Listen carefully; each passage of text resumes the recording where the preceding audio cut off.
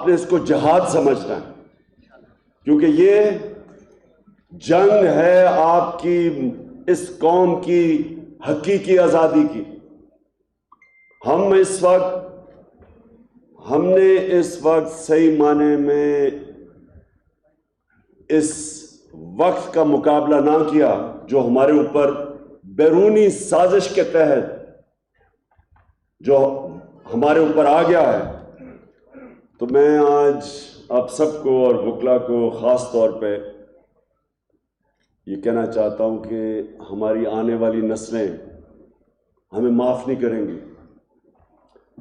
اللہ ہمیں جج کرے گا کہ جس کو بھی جو اللہ دیتا ہے اسی کے اوپر آپ کا امتحان ہوگا۔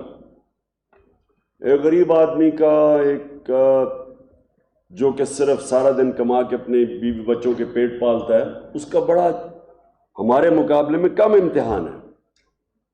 جتنا پیسے والا آدمی ہوتا ہے اس کا زیادہ امتحان ہے۔ اور اس ملک میں جج اور ہمارے وکلا کا جدھر آج پاکستان کھڑا ہے آپ کا بہت بڑا امتحان ہوگا۔ تو میں اس لیے آج آپ کے پاس آیا تھا کہ آپ کو پہلے تو آگاہ کروں۔ زیادہ تر آپ کو اندازہ ہے کہ کیا کدھر پاکستان کھڑا ہے، لیکن میں صرف آپ کو شروع ادھر سے کرتا ہوں کہ میں نے 18 سال کی عمر میں انگلینڈ گیا کرکٹ کھیلنے کے لیے، پھر میں نے پڑھائی کی، پھر یونیورسٹی کی، اور پھر میں وہاں پروفیشنل کرکٹ کھیلتا تھا، گرمیاں ادھر گزارتا تھا، سردیاں پاکستان۔ تو میں نے ان کا سسٹم بڑے قریب سے دیکھا ہے، اور ہمارا یہ جو سسٹم بنایا گیا ہے، جو ہم نے اپنا سسٹم انگریزوں سے اپنایا ہے۔ جب ہم نے غلامی کی پاکستان میں تو 100 سال غلامی تھی، ہندوستان میں 200 سال غلامی تھی، تو وہ اپنا نظام چھوڑ کے چلے گئے۔ اس نظام کو میں نے بڑے قریب سے دیکھا، تو ان کا جو سسٹم ہے، یہ آپ نے بڑے میرے غور سے بات سنی۔ ان کا جو ڈیموکریٹک سسٹم ہے اور اس کو سپورٹ کرتا ہے ان کا جوڈیشل سسٹم، اس کی بنیاد ایک ہے، اور وہ ہے اخلاقیات، موریلٹی۔ جو ان کی جمہوریت ہے اس کی بنیاد رکھی ہوئی ہے موریلٹی کے اوپر۔ وہ ایک پارلیمنٹ کے پاس کوئی طاقت نہیں ہوتی، کوئی فوج نہیں ہوتی، ان کے پاس اخلاقیات ہوتی ہیں۔ اور جب ایک ڈیموکریسی اپنی اخلاقیات کھو بیٹھتی ہے تو ہم نے اپنے ماضی میں دیکھا کہ جیسی فوج ٹیک اوور کرتی تھی، ایک جمہوری حکومت کو ہٹاتی تھی، تو لوگ مٹھائیاں بانٹتے تھے، لوگ سیلیبریٹ کرتے تھے۔ کیوں کرتے تھے؟ کیونکہ جو ڈیموکریٹس تھے انہوں نے اپنی جو اخلاقیات چاہیے جمہوریت کے لیے وہ کھو بیٹھتے تھے، پیسے بنانے شروع ہو جاتے تھے۔ ساری حکومتیں جو پاکستان میں گئی ہیں وہ کرپشن پہ گئی ہیں۔ یہ پہلی دفعہ ہے کہ پاکستان کی ایک ڈیموکریٹک حکومت کو ہٹایا گیا ہے، کرپشن کے اوپر نہیں ہٹایا گیا۔ اس کی اکنامک پرفارمنس، آپ کو حیرت ہوگی یہ سن کے کہ پاکستان کی جو پچھلے 2 سال ہیں ہماری اکنامک پرفارمنس، یہ ہماری تاریخ میں بڑے کم اس طرح کے 2 سال ہیں۔ 5.6% پچھلے سال، اور یہ جو 2022 کے سال پہ 6% ہماری اکنامک گروتھ تھی۔ یہ ہمارے بڑے کم دفعہ ہوا ہے۔ ہم نے کسانوں کی جو مدد کی پچھلے 2 سال میں، ریکارڈ ہماری فصلیں ہوئی ہیں، جو 4-5 فصلیں جو ہماری مین، وہ ریکارڈ ہوئی ہیں۔ ہمارے ملک کے اندر ٹیکس کلیکشن، یعنی جو ملک تو چلتا ہے جتنا آمدنی ہو اس کی، ریکارڈ آمدنی ہوئی، ریکارڈ ٹیکس کلیکشن ہوئی۔ ہمارا جو بیرونی ملک سے پیسہ ڈالرز آئے، پاکستان کی تاریخ میں اتنے ڈالر نہیں آئے۔ اور اس کی اصل وجہ ہمیں جو اصل مسئلہ پڑا ہوا تھا، جو پچھلے لوگوں نے ڈالرز کے قرضے لیے ہوئے تھے، ان کے اوپر سود دینا تھا باہر۔ اور وہ مشکل وقت ہم اس طرح برداشت کر گئے کہ بیرون ملک پاکستانیوں نے ریکارڈ ریمیٹنسز بھیجی. کبھی پاکستان کی تاریخ میں اتنا پیسہ نہیں آیا, اور ہماری ایکسپورٹس بھی ریکارڈ ہو گئی. کبھی پاکستان میں اتنی ایکسپورٹس نہیں. اصل میں ہمارا مسئلہ سب سے بڑا یہ کہ ملک آگے اس لیے نہیں بڑھا, خوشحال اس لیے نہیں ہوا, اور ملک ہمارے سے آگے نکل گئے کیونکہ ہم نے کبھی ایکسپورٹس پہ توجہ نہیں دی. تو ہماری حکومت نے ایکسپورٹس پہ ریکارڈ ایکسپورٹس کی. تو حکومت جب ہٹائی گئی تو پاکستان تو ایک بڑے مشکل وقت سے نکل کے آگے جا رہا تھا. جو کرونا ایک صدی میں ایک دفعہ اتنا بڑا بحران آتا ہے جو کرونا وائرس کا آیا ساری دنیا میں, تو پاکستان تو وہ ملک تھا جو 190 ملکوں میں گنا جاتا ہے ٹاپ 5 ملک میں جنہوں نے سب سے بہتر کرونا وائرس سے ڈیل کیا.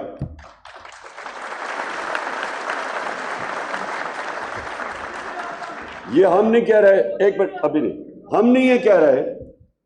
جو اکانومسٹ میگزین تھی اس نے جو ایویلیویشن کی اس میں اس نے پاکستان کو ٹاپ 5 ملکوں میں رکھا جنہوں نے اپنے لوگوں کو کرونا سے بھی بچایا, اپنی معیشت کو بھی بچا لیا, اور پھر اپنے غریب لوگوں کو بچایا. اور سارے بر صغیر میں کرونا کے بعد جس ملک میں سب سے زیادہ روزگار یا امپلائمنٹ تھی وہ پاکستان تھا. تو اس وقت جا کے سازش کے تحت حکومت گرائی گئی, اور یہ پہلی دفعہ ہے پاکستان کی تاریخ میں کہ جب ایک حکومت کو ہٹایا گیا تو بجائے لوگوں نے مٹھائیاں بانٹنے کے, کبھی پاکستان کی پبلک اس طرح نہیں نکلی سڑکوں کے اوپر, کبھی ایسے پبلک نہیں نکلی.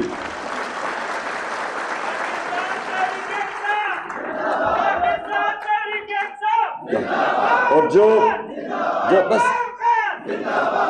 جو سازش کر رہے تھے, جتنے کھلاڑی وہ مل کے جو سازش کر کے حکومت کو گرایا, وہ خود دنگ رہ گئے کیونکہ ان کو یہ بتایا گیا تھا کہ جناب یہاں تو مٹھائیاں بانٹی جائے گی. پبلک نکلی, عوام سڑکوں پہ نکلی, خود نکلی.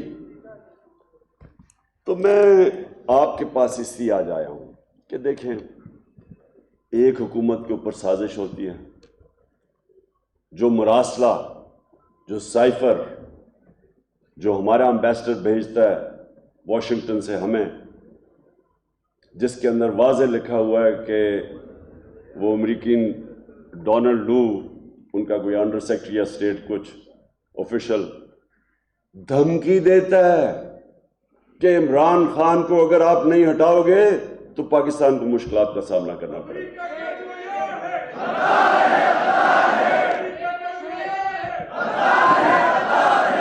اور پھر کہتا ہے کہ اگر تم نے اس کو ہٹا دیا نو کانفیڈنس کے تحت تو ہم پاکستان کو معاف کر دیں گے.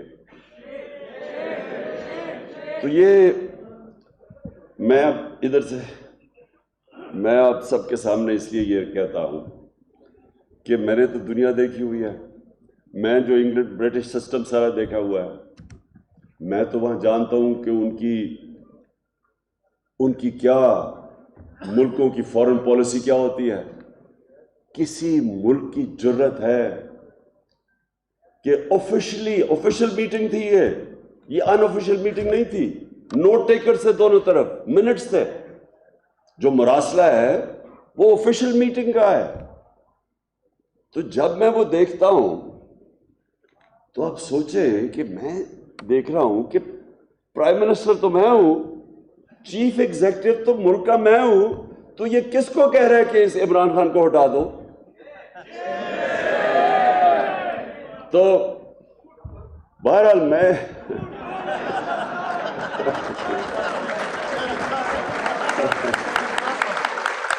اور جب وہ یہ کہتا نا کہ اگر آپ اس کو ہٹا دو گے تو سب معاف کر دیا جائے گا, تو مجھے امیڈیٹلی پتا چل گیا کہ وہ معاف کس کو کریں گے, چیری بلاسم کو.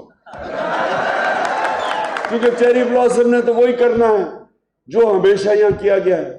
اس ملک میں 75 سال کی تاریخ میں 62 سال آدھا ملٹری ڈکٹیٹرز کے ہاتھ میں پاکستان چلا ہے اور آدھا یہ دو خاندان کے ہاتھ میں. 62 سال. ہمارا صرف 3.5 سال تھے. تو 3.5 سال میں ان کو کیا مسئلہ بنا؟ ان کا مسئلہ یہ بنا کہ میں نے ان کو کہا تھا کہ ہم دوستی سب سے کریں گے, ہم امن میں آپ کے ساتھ ہمیشہ ہوں گے, لیکن ہم کبھی جنگ میں آپ کا ساتھ نہیں دیں گے. اور وہ کیوں؟ کیونکہ آپ کو پختونخوا کو سب سے زیادہ پتہ ہے کہ جب ہم نے امریکنوں کی جنگ میں شرکت کر کے اور سب سے زیادہ جو تباہی ہوئی وہ پختونخوا اور خاص طور پہ قبائلی علاقے میں ہوئی, آپ نے سب سے زیادہ اس کا بوجھ برداشت کیا.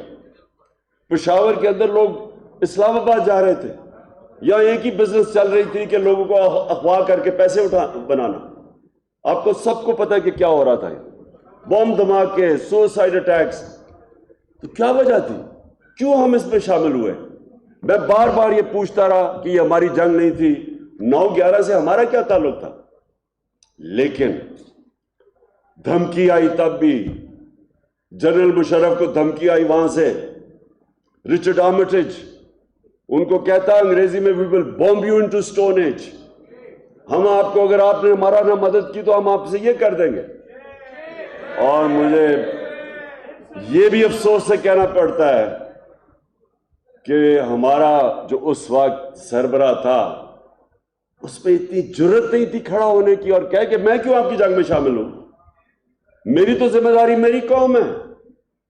اور یہی مجھے جب انہوں نے ایک دفعہ انٹرویو نے پوچھا کہ جی آگے امریکہ کو آپ بیس دیں گے, میں کیوں بیس دوں ان کو, میں کیوں ان کی جنگ میں شامل ہوں؟ مجھے 22 کروڑ لوگوں نے الیکٹ کیا ہے, میری ذمہ داری میری قوم ہے. 80,000 لوگ ہم آپ کی جنگ میں مروا بیٹھے ہیں, ہمارا لینا دینا نہیں تھا. آپ نے شکریہ تک نہیں ہمارا کہا, بلکہ افغانستان میں جو شکست ہوئی وہ بھی ہمارے اوپر ڈال دی. تو میں کسی سے, یہ یاد رکھے, میں ساری دنیا جانتا ہوں, میں کوئی کسی سے جنگ نہیں چاہتا, ہم کسی سے برے تعلقات نہیں چاہتے, لیکن ہم کسی کی غلامی نہیں چاہتے.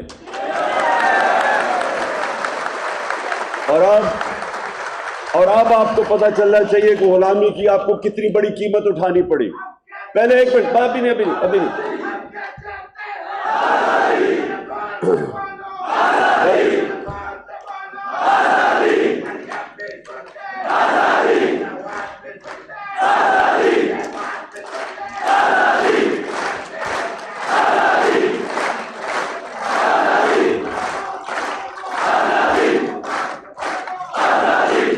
انشاءاللہ. اب میں نے آپ نے میری اب بات سننی ہے, میں اب آپ کو کیا کہنے کی کوشش کروں گا. دیکھیں, ہمارے ساتھ ہندوستان آزاد ہوا, ہمارے ساتھ ہی آزاد ہوا. اب میں آپ کو فرق بتاتا ہوں کہ غلام فورن پالیسی اور آزاد فورن پالیسی میں کیا فرق ہوتا ہے. ہندوستان نے کبھی کسی کی جنگ میں شرکت نہیں کی, وہ بھی امریکہ کے ساتھ دوستی ہے اس کی. امریکہ نے ہندوستان کو اسٹریٹجک الائے بنایا ہوا ہے, لیکن وہ کبھی اجازت دیں گے کہ امریکہ جا کے ہندوستان میں کسی کے اوپر ڈرون اٹیک کرے؟ 400 ڈرون اٹیک کیے انہوں نے. یہ دونوں خاندان جب اقتدار میں تھے, شریف اور زرداری, 400 ڈرون اٹیک کیے. یہاں آپ جانتے ہیں, آپ کو تو یہاں پشاور میں لوگ, کیونکہ ان کے رشتہ داری ہیں قبائلی علاقے میں, پوچھیں ان بیچاروں کے اوپر کیا گزری. ڈرون اٹیک جب اوپر سے 7,000 میل دور سے وہ جا کے بٹن دباتا تھا, کمپیوٹر گیم کھیلتا تھا, یہاں کوئی مرتے تھے لوگ, گاؤں کے اوپر بم کر رہے ہیں, اور ابھی پتہ ہی بھی نہیں ہے, اور یہاں سے آ جاتا تھا جی اتنے فورن ملٹنٹ مر گئے. کسی نے کوئی تحقیقات ہی نہیں کی, کسی نے کبھی چیک کیا. وہ جب ڈرون اٹیک, میں نے تو تصویریں دیکھی ہوئی ہیں, گوشت کے ٹکڑے دیواروں پہ لگے ہوئے ہوتے تھے, پتہ کیسے چلا کون مرا نیچے. گاؤں کے اوپر اٹیک کر رہے ہیں, شادیوں پہ اٹیک کر رہے ہیں, جنازوں پہ اٹیک کر رہے ہیں. ایک باجوڑ کے مدرسے میں اٹیک کیا, 62 بچے مر گئے وہاں. تو یہاں کوئی اوپر بیٹھے ہوئے حکمران ایک منہ سے آواز نہیں نکلی کہ یہ سارے، اور آپ وکیل ہیں، سارے انٹرنیشنل ہیومینیٹیرین لاز کی خلاف ورزی ہے یہ. کوئی دنیا کے اندر قانون اجازت نہیں دیتا کہ جج، جوری اور ایکسیکیوشنر بن جائے. کوئی کون سا قانون اجازت دیتا ہے کہ میں فیصلہ کروں کہ جی یہ دہشت گرد ہے اور میں اسے مار دوں؟ میں نے کئی دفعہ بولا، میں نے کہا مجھے یہ بتاؤ، ہمارا سب سے بڑا دہشت گرد جس نے ہزاروں لوگوں کو قتل کروایا ہے وہ الطاف حسین لندن میں بیٹھا ہے، اگر ہم اس کے اوپر ڈرون اٹیک مار دیں تو اجازت دو گے ہمیں؟ اور اگر تو آپ یہی کہیں گے نا کہ نہیں جی ہماری عدالت میں جاؤ اور ثابت کرو وہ دہشت گرد ہے. تو میں کہا ہم، وہ انگریزی کا فریز ہے کہ are we children of a lesser God؟ کیا ہم کوئی وہ ہیں جو کہ آپ سے کم ہیں، یا ہم کوئی آپ کے غلام ہیں؟ ہم کیا ہیں؟ میری ایک سنیں ذرا، یہ بڑا امپورٹنٹ ہے کیونکہ میں چاہ رہا ہوں اس کے بعد کہ میری وکلا کمیونٹی کھڑی ہو میرے ساتھ. اور اس لیے دیکھیں میری بات سنیں. اب آپ کو میں بتاتا ہوں کہ ایک تو یہ کہ اب وہ ابھی نہیں میں ختم کر لوں. دیکھیں سنیں میری بات، یہ ضروری ہے آپ کے لیے کیونکہ میں خاص آپ کو پیغام دینے آیا ہوں، اور پھر جو میں اپنا اگلا لائے ملا اس کی تیاری آپ کو کروانے آیا ہوں. دیکھیں ایک تو جنگ میں 80,000 لوگ برباد بیٹھے، قبائلی علاقہ تباہ ہو گیا، $100 ارب سے اوپر اس قوم کے پیسہ چلا گیا، انویسٹرز نہیں آتے تھے، روپیہ ہمارا آدھا ہو گیا. یعنی روپے جو اسی دور میں ہماری کرنسی آدھی ہو گئی، اس کی قیمت اس کا ویلیو آدھا ہو گیا. کسی نے ہمیں شکریہ نہیں کیا کیونکہ اوپر غلام بیٹھے ہوئے تھے، وہ پہلے گرے ہوئے تھے پیروں میں. کسی نے پروٹیسٹ نہیں کیا. میں اکیلا، آپ کو یاد ہوگا میں نے دھرنے دیے، میں نے نیٹو کا سپلائی بلاک کیا ڈرونز کے اوپر، میں نے وزیرستان مارچ کی. ایک دفعہ ان دونوں غلاموں سے، یہ جو پیسے کے غلام ہیں، انہوں نے ایک دفعہ اس کے خلاف بات نہیں کی. اسی لیے ان کو پھر سے لے کے آئے ہیں کیونکہ انہوں نے ہر بات ان کی ماننی ہے. اب میں روس گیا، وہاں جا کے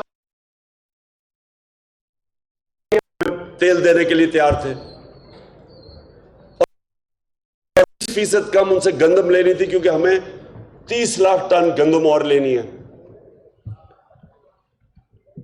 ہندوستان نے اسٹریٹجک ایلائی ہے، امریکہ کا اسٹریٹجک ایلائی ہے، کوڈ کا حصہ ہے. تو ہندوستان جو کوڈ کا حصہ ہے وہ سستا تیل منگوا رہا ہے روس سے، اور اس نے 25 روپے اپنے تیل کی قیمت کم کر دی ہے، پٹرول کی اور فضل الرحمان کی قیمت کم کر دی ہے.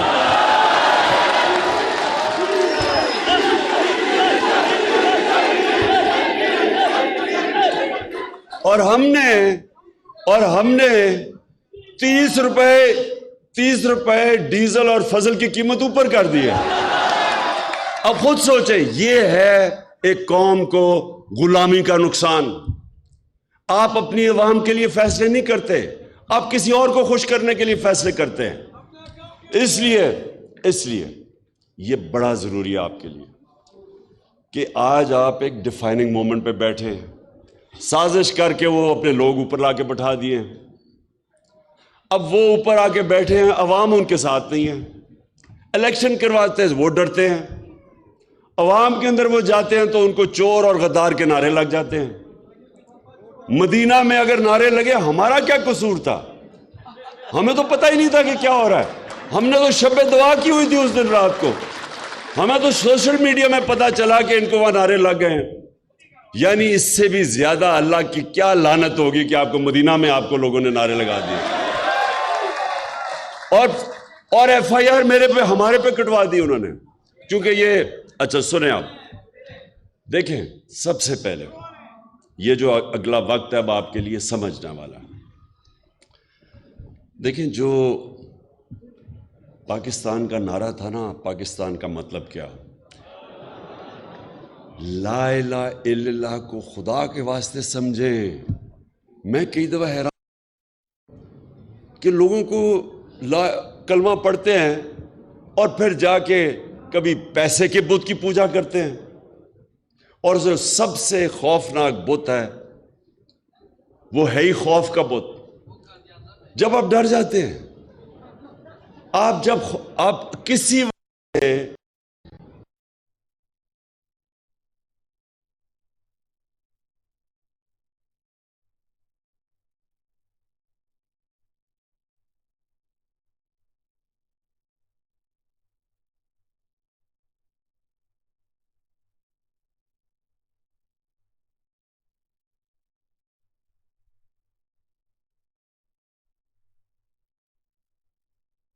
تو مجھے کہہ جی یہ جی بڑے گندے ہیں، آپ کو نہیں پتا یہ کسی کے گھر چادر نہ چار دیواری نہ گھروں میں. مجھے عام کہتے تھے کہ جی آپ کی فیملی کو نہیں چھوڑیں گے.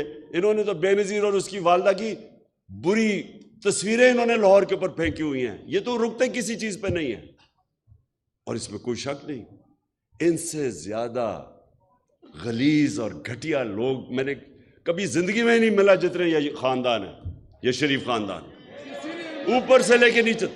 اور ان کا ٹھیک نام رکھا ہے سپریم کورٹ نے سسیلین مافیا، بیکاز یہ مافیا ہے.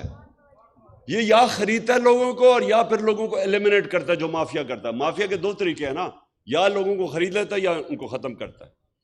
تو دیکھیں یہ ہے اب اصل اس ملک کے لیے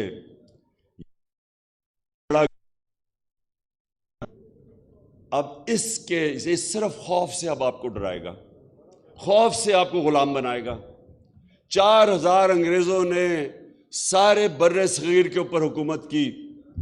4000 انگریز تھا یہاں. خوف کی وجہ سے انہوں نے جو 1857 کے اندر جب قوم کھڑی ہوئی آزادی کے لیے، تو انہوں نے اتنا ظلم کیا ان کے اوپر کہ اس وقت وہ خوف کی وجہ سے بیٹھ گئی. بڑی دیر لگی پھر کھڑے ہونے میں، تو اور 100 سال غلامی کرنی پڑی. یہ بھی خوف کا استعمال کیا جا رہا ہے.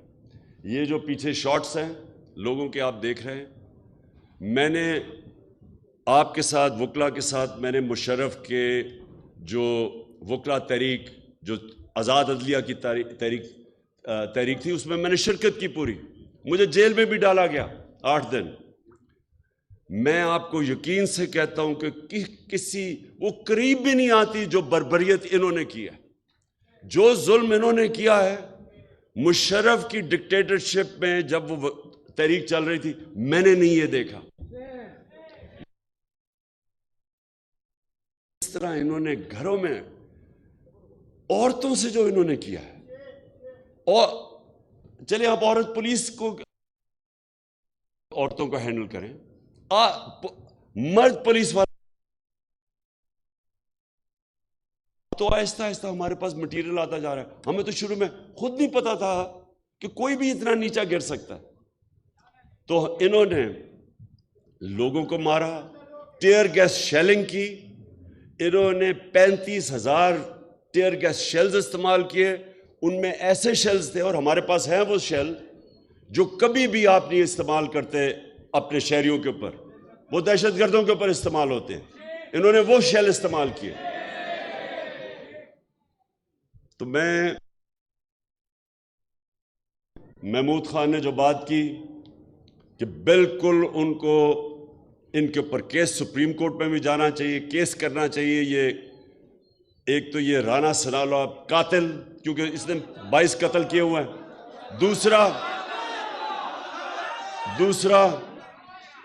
دوسرا یہ چیری بلاسم ہے.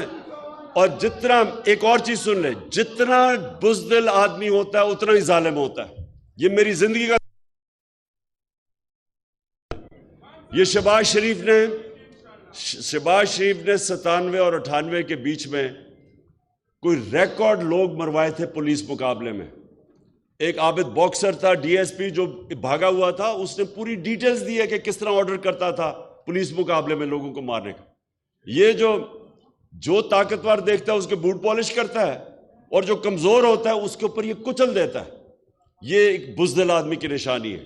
اور پھر اس کا جو بیٹا ہے وہ بھی ایک بالکل اس نے حمزہ ککڑی دگنی ہو گئی، مرغی کی قیمت ہی دگنی ہو گئی جس دن سے یہ آیا، کیونکہ ککڑی بزنس میں۔ تو دیکھیں ہم نے اب کیا کرنا ہے سب سے پہلے، اچھا اور آخر میں جو میں اس کے بعد لائمل بتاتا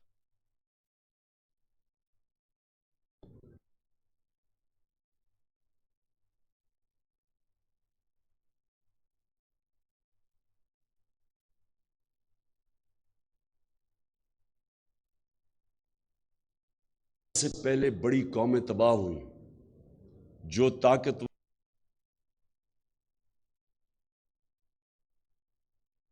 چوروں کو پکڑ لیتے تھے، انہوں نے پھر کہا کہ میری بیٹی بھی اگر جرم کرے گی تو اس کو سزا ملے گی، یعنی قانون کے اوپر کوئی نہیں ہے۔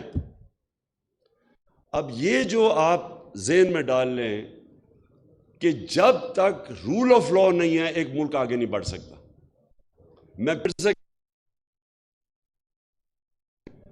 صرف میری کنٹینشن یہ ہے کہ امیر اور غریب ملکوں میں فرق ہی ایک ہی فرق ہے، رول آف لا۔ جو ملک اپنے طاقتور مجرموں کو قانون کے نیچے لے آتا ہے وہ خوشحال ہو جاتا ہے، اور جو میرے نبی نے 1500 سال پہلے تقریباً کہا تھا کہ جو قوم اپنے طاقتور لوگوں کو قانون کے نیچے نہیں لا سکتی وہ تباہ ہو جاتی ہے۔ ایک رپورٹ ہے آپ سب کے لیے انفارمیشن کے لیے، کیونکہ میں وہ سیکرٹری جنرل سے ملا ہوا ہوں یونائٹڈ نیشنز کے کئی دفعہ، اس نے ایک پینل بنائی اور بتایا کہ یہ امیر اور غریب ملکوں کے اندر فاصلے کیوں بڑھتے جا رہے ہیں، کیوں غریب ملک غریب ہوتے جاتے ہیں، امیر ہوتے جا رہے ہیں۔ انہوں نے 1 سال ریسرچ کی، اور یہ ذرا غور سے سنیں ان کی فائنڈنگز کیا تھی۔ انہوں نے کہا کہ غریب ملکوں سے ہر سال 1700 ارب روپیہ ان کی ایلیٹ، ان کے سیاستدان، ان کے وزیر اعظم، ان کے پریزیڈنٹس، ان کے منسٹر چوری کر کے، منی لانڈرنگ کر کے آف شور اکاؤنٹس اور امیر ملکوں میں بھیجتے ہیں، لندن جیسی جگہوں میں، جس طرح انہوں نے بڑے بڑے گھر لیے ہوئے ہیں اربوں روپے کے۔ تو یہ پاکستان کا صرف مسئلہ نہیں ہے، یہ سارے غریب ملکوں کا مسئلہ ہے۔ وہاں زرداری اور نواز شریف خاندان بیٹھے ہوئے ہیں جو پیسے چوری کر کے باہر لے کے جاتے ہیں اور قانون ان کو نہیں پکڑتا۔ قانون صرف وہ جو چھوٹے چور بھرے ہوئے جیلوں میں ان کو پکڑتا ہے، جو میرے نبی صلی اللہ علیہ وسلم نے پہلے سے ہی کہہ دیا تھا کہ قوم آگے بڑی تباہی کی طرف جاتی ہے۔ آج آپ کے سامنے یہ جو مثال ہے کہ شہباز شریف کو اور حمزہ شریف کو سزا ہونے والی تھی ایف آئی اے کے کیس میں، 24 ارب روپے کی انہوں نے 16 ارب روپے نوکروں کے نام پہ پیسے اکٹھے کیے تھے، جدھر مقصود چپڑاسی کے پاس صرف 3.25 ارب روپے تھے۔ 375 کروڑ روپیہ ایک چپڑاسی کے نام پہ آئے تھے جس کی 15,000 روپیہ تنخواہ تھی، چوری کا پیسہ تھا۔ تو جب اس کو سزا ہونے لگی وہ اس کو پرائم منسٹر بنا دیا گیا۔ تو میرے وکلا یہ غور سے سن لیں، یہ جو ہوا ہے ہمارے ملک سے یہ ایٹم بم سے زیادہ تباہی ہے، کیونکہ اگر آپ نے صرف غریبوں کو جیلوں میں ڈالنا ہے، غریب کی چوری کتنی ہوگی؟ بھینس چوری کر لی، موٹر سائیکل یہ کر لیا، وہ کیا کتنی چوری کر لے گا وہ؟ زیادہ سے زیادہ پیسے زمین اپنے گھر کے اندر اپنے بسترے کے نیچے دبا دے گا۔ لیکن یہ جو اربوں روپے کی چوری ہے سیدھے ملک سے باہر جاتی ہے، کیونکہ ملک میں پیسہ نہیں چھپتا، ڈالر لے کے باہر بھیجتے ہیں، اس کے اوپر روپے پہ پریشر پڑ جاتا ہے، آپ کی کرنسی گرتی ہے، ہر چیز مہنگی ہوتی ہے، غربت آ جاتی ہے۔ اسی لیے سارے ملک دنیا میں غریب ہیں، کیونکہ طاقتور کی چوری وہ نہیں روک سکتے۔ اور جو امیر ملک ہیں، اب سوئٹزرلینڈ میں کیا ہے، میں بار بار مثال سوئٹزرلینڈ کی کیوں دیتا ہوں، میں کئی دفعہ گیا ہوں سوئٹزرلینڈ۔ آپ یقین کریں ان کے پاس پہاڑ ہیں اور ان کے پاس کچھ نہیں ہے۔ میں آپ کو یقین دلاتا ہوں کیونکہ میں نے سوئٹزرلینڈ بھی گیا ہوں اور میں سارا اپنا یہ پختونخوا کے اور ناردرن ایریاز دیکھے ہوئے ہیں۔ جو خوبصورتی اللہ نے اس ملک میں پہاڑوں کی خوبصورتی دی ہے میں نے دنیا میں نہیں کہیں دیکھی۔ لیکن لیکن لیکن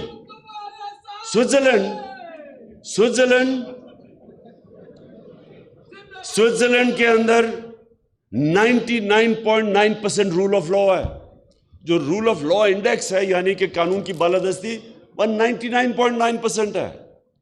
اور آپ مسلمان ملکوں کا دکھائیں جو کہ ہم ہیں اس عظیم نبی صلی اللہ علیہ وسلم کی امت جن کا حکم ہے رول آف لا قائم کرو، مسلمان ملکوں کا 20% سے بھی کم ہے رول آف. اور یہ جو کرنے جا رہے ہیں آپ، یہ جو چور اوپر بٹھا دیے ہیں، یہ رول آف لا کی دھجیاں اڑیں گی. اب پہلے آتے ساتھ ہی ایف آئی کے وہ آفیسرز کو ریموو کیا. آج میں وہ پروسیکیوٹر، وہ ایک ٹی وی چینل پہ انٹرویو آ رہا ہے اس کا، جو ذوالقرنین پروسیکیوٹر تھا ایف آئی اے کا، اس نے کہا مجھے روکا گیا. ابھی ہماری حکومت ہی، سوچیں حکومت میری ہے اور پروسیکیوٹر کو روکا گیا شہباز شریف کے کیسز کے اوپر. اس نے انٹرویو دیا. ابھی کس نے روکا اسے؟ میں چیف ایگزیکٹو تھا. یہ روک کون رہا تھا اس کو روکا گیا. ان کے اوپر کیس نہیں کرنے دیے، ان کو بچایا گیا اور پھر ان کو اوپر مسلط کیا. اور اس نے اوپر آ کے کیا کیا؟ سب سے پہلے ایف آئی اے کا صفایا کیا. جو لوگ انویسٹیگیٹ کر رہے تھے ان کو فارغ کر دیا. وہ جو ڈاکٹر رضوان ہے اس نے اس کا بھی مینشن کیا، اس کے اوپر پریشر ڈالا. دوسرے بیچارہ جو انویسٹیگیٹر تھا، میرے خیال میں اس کا نام اصغر تھا، اس کو ہارٹ اٹیک ہو گیا. تو پہلے تو یہ سمجھ جائیں کہ یہ لوگ اگر اوپر بیٹھ گئے تو اس ملک کی اصل تباہی ہے، کیونکہ رول آف لا ختم ہو جائے گا. اور میں اس لیے اپنے وکلا آپ کو اور اپنی عدلیہ کو کہنا چاہتا ہوں کہ آپ کو تاریخ معاف نہیں کرے گی اس وقت. آپ، کیونکہ آپ کا کام ہے رول آف لا، آپ نے اس کو اپہولڈ کرنا ہے. یہ آپ کو، یہ ملک معاف نہیں کرے گا، آپ کے بچے آپ کو معاف نہیں کرے گے اگر آپ نے آج سٹینڈ نہ لیا. اور سٹینڈ سب سے پہلے ہمارے سپریم کورٹ کو لینا ہے. اور مجھے خوشی ہے کہ انہوں نے بلا لیا ان کے کیسز، شریفوں کے کیسز اب سپریم کورٹ خود مانیٹر کرے، مانیٹرنگ جج بنائے. اور اگر ہم نے یہ نہ کیا تو میری ایک بڑی عاجزی سے میں ایک ریکویسٹ کر رہا ہوں کہ پھر پاکستان کے جیل کھول دیں. وہ بیچارے غریب لوگوں کا کیا قصور ہے؟ چھوٹی چھوٹی چوریاں، ان کو باہر چھوڑ دے، باہر جیل کھول دے پاکستان. اگر ان چوروں کو، ڈاکوؤں کو نہیں پکڑنا تو وہ بیچارے، ان کے تو ایک گھر والا کمانے والا اگر وہ چوری کر کے بھی کما رہا ہے، وہ گیا تو پیچھے تو رہتا کچھ نہیں ہے، وہ رول جاتی ہے فیملی. تو یہ جو اتنے بڑے بڑے مگرمچھوں کو اگر آپ نے نہیں پکڑنا تو خدا کے واسطے ظلم نہ کریں. کیونکہ حضرت علی رضی اللہ تعالیٰ کا قول ہے کہ کفر کا نظام چل جائے گا لیکن ظلم ناانصافی کا نظام نہیں چل سکتا. یہ نظام نہیں چل سکتا. اس لیے میں آپ کو بتاؤں کہ میں اب پہلے تو اپنے سپریم کورٹ کے پاس ہم نے انشاءاللہ کل ہمارا کیس لگے گا وہاں، اور ہم ان سے سپریم کورٹ سے اب رولنگ لے رہے ہیں کہ بتائیں کہ ہمارا ڈیموکریٹک رائٹ ہے یا نہیں پرامن احتجاج کا. ہمارا کیا ہم اس ملک میں اگر یہ ڈیموکریسی ہے اور ابھی آرٹیکل 14-15 کانسٹیٹیوشن کے کوٹ کیے گئے ہیں، right to assembly, right to movement, اور کس بیسس کے اوپر انہوں نے ہمیں روکا تھا، کیسے روک سکتے ہیں پختونخوا کے چیف منسٹر کو اور گلگت بلتستان کے چیف منسٹر کو کیسے روک سکتے ہیں؟ کس قانون کے تحت انہوں نے روکا؟ ہاں، یا تو ہماری کوئی تاریخ ہو انتشار کی. ہماری تو، ہم نے تو 126 دن کا دھرنا دیا، ساری دنیا کے سامنے دیا ہے. اور میں اس دن، جس دن ہم وہاں پہنچے ہیں ڈی چوک، میں نے اس دن صرف اس لیے دھرنا نہیں دیا، رکا نہیں میں وہاں، صرف ایک وجہ سے، کیونکہ جس طرح کی انہوں نے بربریت اور جس طرح کی شیلنگ کی، جو لوگوں کو غصہ تھا اس وقت، مجھے خوف یہ تھا کہ یہ اب انتشار کی طرف جائے گا. انہوں نے وہاں لڑائی ہونی ہے، وہاں خون ہونا ہے، لوگوں نے مرنا ہے، پولیس کے خلاف مزید نفرت بڑھے گی. پولیس کے خلاف اور جو انہوں نے پنجاب پولیس سے کروایا اس کے خلاف نفرت بڑھے گی، فوج کے خلاف کیونکہ رینجرز نے بھی وہاں شیلنگ کی تھی۔ میں اپنے ملک کو یہ نہیں چاہتا تھا کہ تقسیم ہو، انتشار ہو، بٹے، دشمنوں کا فائدہ ہو۔ اس لیے میں نے فیصلہ کیا کہ جدھر میں آج پہنچ گیا ہوں، اگر میں اس سے آگے گیا تو میرے ملک میں تباہی مچے گی، اس لیے میں رک گیا۔ تو میں آج سپریم کورٹ کو کہہ رہا ہوں کہ ہمیں رولنگ دیں، آپ ہمیں رولنگ دیں کہ ہمیں بتائیں کہ اس ملک میں کس بیسس پہ پہلے ہمیں روکا گیا اور جو انتشار کیا گیا، اور آگے کیونکہ میں نے ڈیٹ دینی ہے لوگوں کو کہ آگے جب ہم آئیں گے تو ہمیں بتائیں کہ کیا سپریم کورٹ الاؤ کرے گا اس طرح کی ان ڈیموکریٹک، بلکہ ڈکٹیٹرشپ میں بھی اتنا ظلم نہیں ہوا۔ اگر سپریم کورٹ ہمیں پروٹیکشن دیتا ہے تو وہ ایک ہماری اسٹریٹجی ہے، اگر وہ نہیں پروٹیکشن دیتا پھر میں آج آپ سب کے سامنے کھڑا ہو کے یہ کہہ رہا ہوں کہ پھر میری دوسری اسٹریٹجی ہوگی، اور وہ اسٹریٹجی ہوگی پھر کہ جو بھی یہ رکاوٹیں پیدا کریں گے ہم پھر پلان کر کے جائیں گے۔ اب اس تیاری ہم نے کی نہیں تھی، اس باری تو ہم نے تیاری نہیں کی تھی۔ ہمیں تو سپریم کورٹ کی کوئی 12 بجے کے اوپر ایک ججمنٹ آئی کہ جی راستے کھل گئے ہیں، چھوڑ دو سب کو۔ ہم تو اس لیے ہم بالکل یعنی نہاتے کا ورڈ غلط ہے، یعنی ہم بالکل انپریپیئرڈ جا کے پھنس گئے، اور جو انہوں نے عورتوں سب سے کیا، اس بار ہم تیاری کر کے جائیں گے۔ لیکن میں آج یہ کھڑا ہو کے کہہ دوں کہ یہ میرے لیے جہاد ہے، میں کسی صورت ان چوروں کی اور امپورٹڈ حکومت کسی صورت اسے قبول نہیں کروں گا۔ میں